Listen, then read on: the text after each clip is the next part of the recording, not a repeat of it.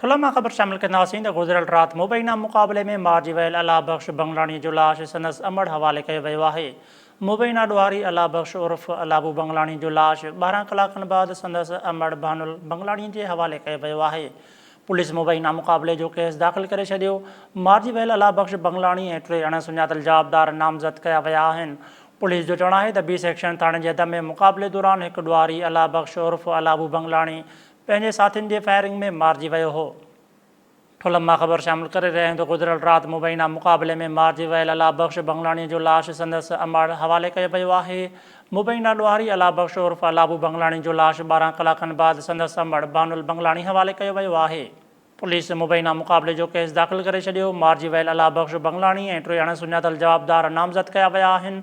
Police जो चवणु आहे त बी सेक्शन थाणे जे हद में मुक़ाबले दौरान हिकु ॾुआरी अला बख़्श उर्फ़ अलाबू बंगलाणी पंहिंजे साथियुनि जे फायरिंग में मारिजी वियो हो।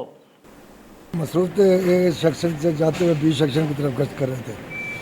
वहाँ पर हमारा 5 डाकू का सामना हुआ। जैसे ही हमारी लाइटें देखी गाड़ी की, उन्होंने हमारे पर फायरिंग शुरू कर दी। जवाबी फायरिंग हमने लेट के जान बचाई, फिर हमने भी फायरिंग कर दी, जिसमें 1 डाकू हलाक हो गया, 4 डाकू भाग गए और उनके पीछे पुलिस लगी हुई है हमारी। अच्छा, जो बी सेक्शन एसएचओ मेरे साथ थे और ए सेक्शन एसएचओ मेरे साथ थे। तमाम नफरी जो हमारी सब डिवीज़न की थी वो भी वहाँ पर पहुँच गई। अच्छा सर, ये जो डाकू हलाक हुआ है उनकी शनाख्त किस नाम से हुई? इसका नाम अला बख़्श उर्फ़ अलाबू है। अच्छा, कौन है? बच्चे अगवा, डकैतियाँ, अगवा, कत्ल, इनमें तकरीबन इसके ऊपर 40 केस है। इन हवाले से असां सां लाइन ते मौजूद आहे ठुला मां हफ़ीज़ सुमरो जी। हफ़ीज़ कहिड़ा तफ़सील आहिनि? सीआईए पुलिस जैकाबाद जे इंचार्ज अयूब डोगर पारां राति देर सां ठुले जी बी सेक्शन थाणे जे हद बागालाड़ी वटि मुबैना पुलिस मुक़ाबले दौरान हिकु ॾुआरी अला बख़्श उर्फ़ अलाबू बंगलाणी खे जेको आहे फ्राई कयो। उन खां पोइ जेको आहे हींअर जो 12 कलाकनि पोइ जेको लाश आहे उहो संदसि ॾुआरी जी अमड़ आहे भानुल खातूं उन हवाले कयो वियो आहे। जॾहिं त अहिड़े वाक़े जो पिणु केस बि दाख़िल कयो आहे बी सेक्शन थाणे ते।